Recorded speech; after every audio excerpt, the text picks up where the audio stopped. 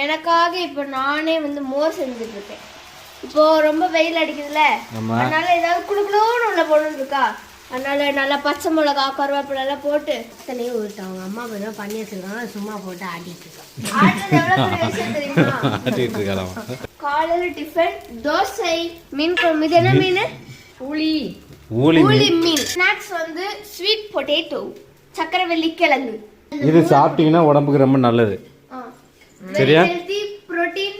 குழந்தை சின்ன குழந்தைகளும் இதில் நல்லா அச்சிக்கி கொடுப்பாங்க. மசிச்சு கொடுப்பாங்க. ஃபைபர் இருக்குதாமா? ஃபைபர் இருக்காமா? நல்ல ஃபைபர். கிழங்கு அப்படியே திங்கற பாருங்க. நான் உனக்கு ஒரு ஆர்ட் காட்டுறவா. இது என்ன தெரியுமா? கீழே கிடந்த ஒரு ஜூஸ் பாட்டில் எடுத்து இப்படி அழகா பெயிண்ட் பண்ணி செடி வைக்கிற ஒரு ஃப்ளவர், மணி பிளான்ட்டுக்காக ஒரு பாட் மாதிரி பண்ணியிருக்கேன். லூஸ் மாதிரி பண்ணல, தலையில பூச்சி பாட் மாதிரி பண்ணியிருக்கேன். பூலாம் வரைஞ்சிருக்கிறதுல ஆமா, அழகா இருக்குல்லப்பா. சூப்பரா இருக்கு. அப்படி இருக்கு. அவன் தலையில பேன் பார்த்துட்டு இருக்கப்பல இருக்கு. நீ இந்த மாதிரி ஏதாவது ஒரு வாட்டியாவது பண்ணிருக்கியா? நல்லா வர்க்கிங் மாடல் கம்ப்யூட்டர் நானும் ஐபேட் சரியா?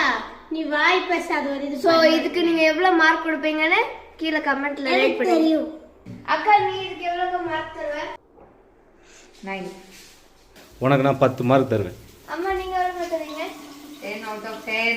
10 out of 10 கொடுத்துருவாங்க. இந்த வெயிலுக்கு நீங்க நல்லா மோர் குடிங்க, வாட்டர்மெலன் சாப்பிடுங்க, முள்ளாம்பழம் சாப்பிடுங்க, நொங்கு, அப்புறம் வேற ஃபர்ஸ்ட் தண்ணி குடிக்கணும்.